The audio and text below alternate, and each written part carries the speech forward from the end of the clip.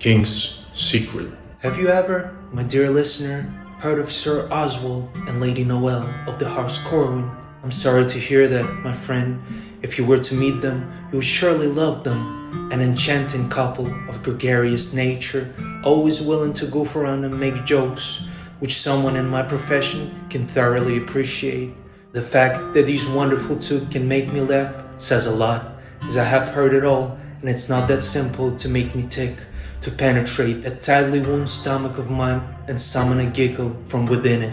They have stories of their own to tell, of their far and wide travels to different kingdoms, the wonders of nature they've witnessed, the otherworld families they've encountered, people of the world, if I may call them, forever young at the core of their hearts, beaten in the same rhythm. Nevertheless, someone as upper crust as the Corwins have a few secrets they don't share around frivolously. As energetic as they are in social settings, court gatherings, far travels, the same energy pervades when they lock the doors and commence certain activities they get up to in their private chambers, when the curtains are shut in the dead of night under the dubious light of a few solemn candles shimmering under the delicate nocturnal wind. Sir and Lady Corwin enjoy welcoming another visitor into their chamber to join them in those feral activities. Sir Oswald had a page serving as an apprentice under him, Franz, smart youth with a head on his shoulders and the hands of gold, very capable despite his young age. It should come as no surprise for you, my listener, that this page would be a frequent visitor, a guest always welcome in the private chambers of the Corwins. Sir Oswald loved when his page would be a part of his and Lady's love ritual.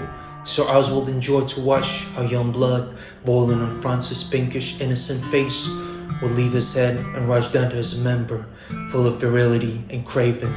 How Lady Noel would require young page to use his whole mouth apparatus and taste her between her legs, bring her to pleasure first. Only then would the lady allow the page to enter her, while the decorated knight, Sir Oswald, would watch, playing with himself, astonished by the sight of his dear wife being handled with utmost care by Franz, who he taught everything firsthand. It wouldn't take long until Oswald himself would join the two.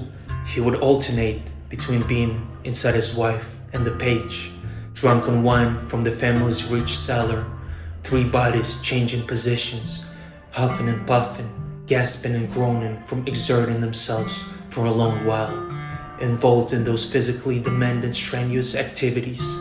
The three of them would go on, sometimes, until the rising sun reminded them about having to go back to the routine of day to day, that it was time to conclude their celebration of debauchery. Such barbaric activities, however, sprinkled with a pinch of elegance and sophistication, unheard of to the common folk.